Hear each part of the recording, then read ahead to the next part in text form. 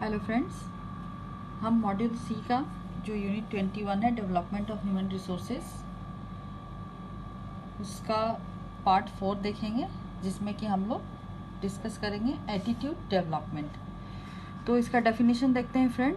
The term attitudes is frequently used to describe people in term of their behaviour and its impact on behaviour. तो किसी भी person का जो behaviour है और इसका इम्पैक्ट, इसको हम लोग एटीट्यूड कहते हैं।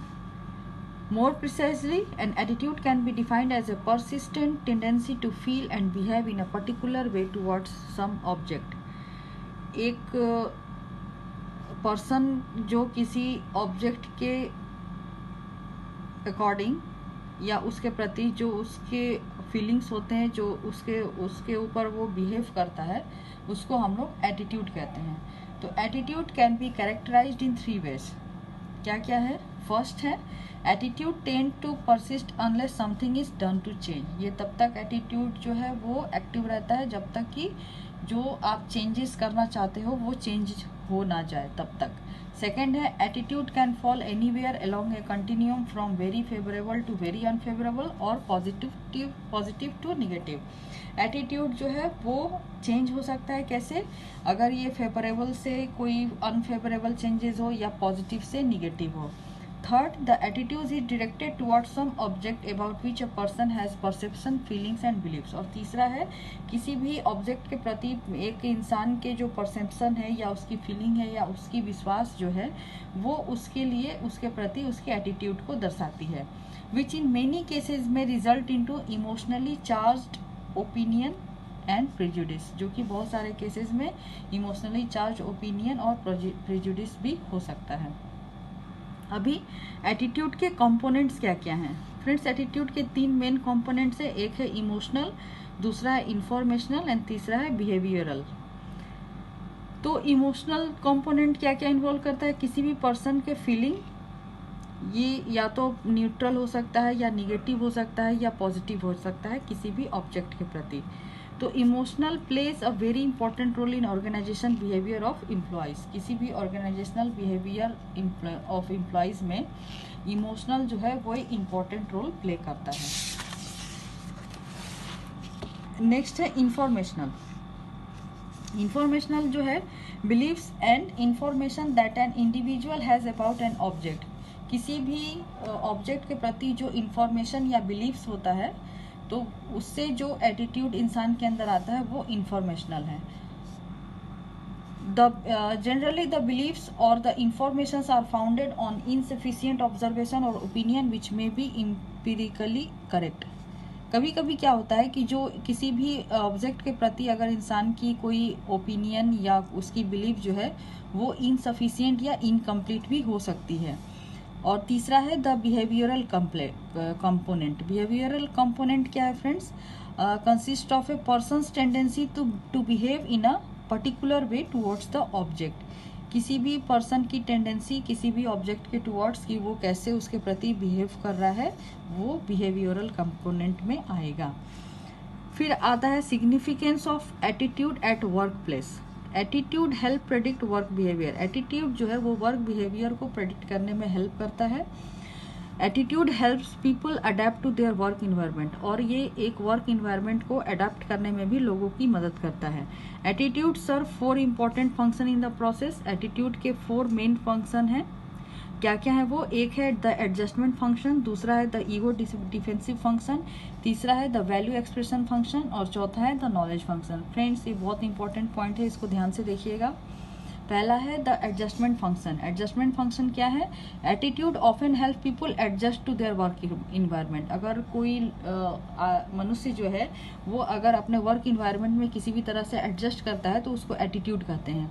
जैसे यहाँ एक इम्पॉर्टेंट एग्जाम्पल दिया है कि मान लीजिए कोई स्टाफ है और उसके बॉस के प्रति उसकी पॉजिटिव एटीट्यूड है तो वो उसके सुपरविजन में काम करना पसंद करेगा। तो this attitude therefore help employees to adjust to their environment. तो ये जो एटीट्यूड है एम्प्लॉय का वो उस इन्वायरमेंट में उसको एडजस्ट कर रहा है, तो इसीलिए इसको एडजस्टमेंट फंक्शन बोलेंगे।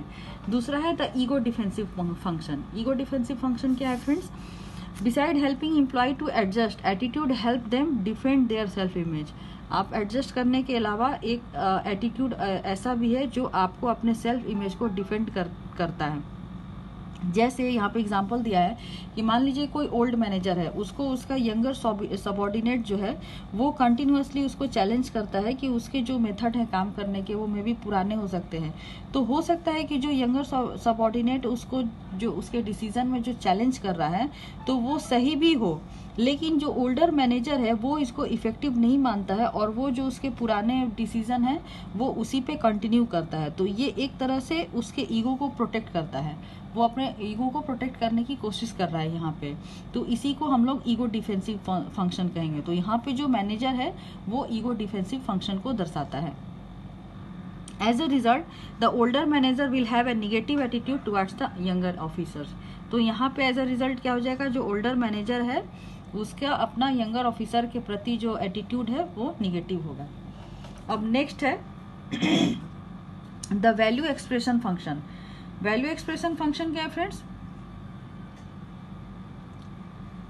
Attitude provide people with a basis for expressing there values, कि जब लोग जो है अपने वैल्यू को एक्सप्रेस करें तो इस तरीके के एटीट्यूड को हम लोग वैल्यू एक्सप्रेशन फंक्शन कहेंगे।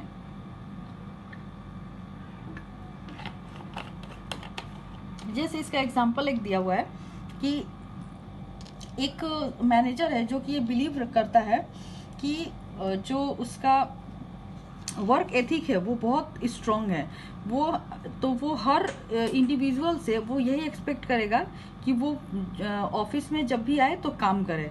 तो इसीलिए वो अपने सबऑर्डिनेट को कह रहा है कि you have to work harder, that has been the tradition of the company since it has been founded.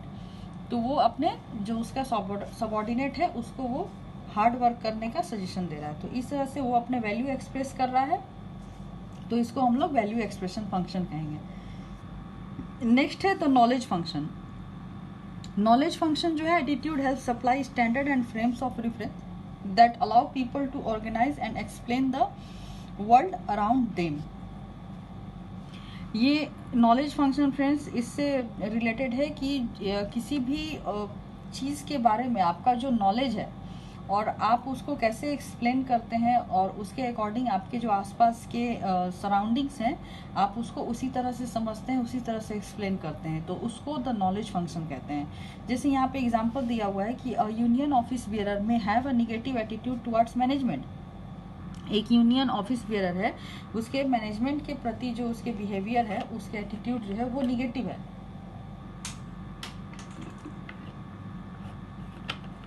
तो this attitude may not be based on facts but it does help the individual to relate to management. उसका ये जो attitude है वो किसी fact के ऊपर basis नहीं है, लेकिन वो इससे मैनेजमेंट को रिलेट कर रहा है। As a result everything that management says is regarded by the union as a pack of lies, a distortion of truth और एन अटेम्प्ट टू मैनिपुलेट। क्योंकि उसकी निगेटिव एटीट्यूड है तो मैनेजमेंट जो भी बात बोलेगी वो उसको निगेटिव वे में लेगा।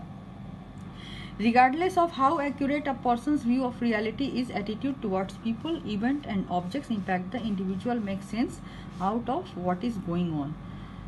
तो इसमें एक पर्सन का व्यू जो है वो रियलिटी से कितना अलग है, कितना सही है या उससे कितना दूर है, ये उसके एटीट्यूड पे डिपेंड करता है और वो उसी के अकॉर्डिंग लोगों से या किसी ऑब्जेक्ट से या किसी इवेंट से वो उस तरीके से बिहेव करता है।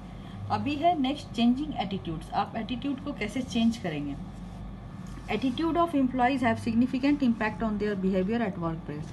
हमने पहले देखा फ्रेंड्स कि एटीट्यूड जो है एम्प्लॉयज का वो उनके वर्क प्लेस बिहेवियर पे भी इम्पैक्ट करता है। तो it is therefore necessary to develop the right attitude of the employees for the benefit of both. तो एम्प्लॉय का जो एटीट्यूड है उसको सही करना, पॉजिटिव करना, ये दोनों के लिए बेनिफिटेड होगा। किसके लिए? ऑर्गेनाइजेशन के लिए भी और एम्प्लॉय के लिए भी। तो ये कैसे कैसे चेंज हो सकता है फ्रेंड? इसमें देखिए दे रहा है कि there are ways in which the barriers can be overcome and attitude can be change. क्या क्या है वो? One of this is by providing new information. जैसे अगर किसी पर्सन का किसी चीज़ के बारे में कोई बिलीफ है या कोई ओपिनियन है, जैसे वहाँ ऊपर हमने देखा कि यूनियन बेयरर जो था उसके लिए मैनेजमेंट के प्रति नेगेटिव एटीट्यूड थे, तो अगर उसको सही इन्फॉर्मेशन मिल जाए तो उससे एक पर्सन का जो परसेप्शन है और बिलीफ है वो चेंज हो सकता है। दूसरा तरीका है changing the attitude is through the use of fear. Fear को यूज करके भी एटीट्यूड को चेंज किया जा सकता है। तीसरा है the third way of changing the attitude is by resolving the discrepancies between attitude and behaviour. तीसरा जो है किसी भी पर्सन के एटीट्यूड को अगर उसके बिहेवियर और एटीट्यूड के बीच में कोई डिस्क्रिपेंसी है तो उसको चेंज किया जा सकता है। जैसे यहाँ पे एक एग्जांपल दिया हुआ है कि जैसे एक जॉब सीकर है, उसके पास एक से ज़्यादा जॉब के ऑफर हैं और वो ये सोचता है कि अगर कहीं उसने कोई गलत चॉइस चूज कर लिया तो ये उसके लिए एक लॉस हो सकता है। फिर भी वो एक जो चॉइस है वो चूज कर लेता है और कुछ दिन काम करने के बाद उसको ये रियलाइज होता है कि वो जो सोच रहा था कि कहीं उससे कोई गलत जॉब चूज ना हो जाए, तो वो एक निगेटिव फीलिंग था जो कि अब धीरे धीरे पॉजिटिव फीलिंग में कन्वर्ट हो गया। नेक्स्ट है influence of friends, peers and opinion leader also has a great role on attitude change. जैसे फ्रेंड्स, पीयर्स और ओपिनियन लीडर्स जो होते हैं उनका भी इन्फ्लुएंस अगर हो आपके ऊपर तो किसी भी एक पर्सन के एटीट्यूड में चेंज हो सकता है। Thus, the role of leader become very crucial for changing and developing right attitude of the followers। इसलिए एक लीडर का रोल जो होता है किसी भी अपने फॉलोअर के एटीट्यूड को पॉजिटिव करने या चेंज करने में या राइट वे में लेकर जाने में एक लीडर का काफ़ी क्रूशियल रोल होता है।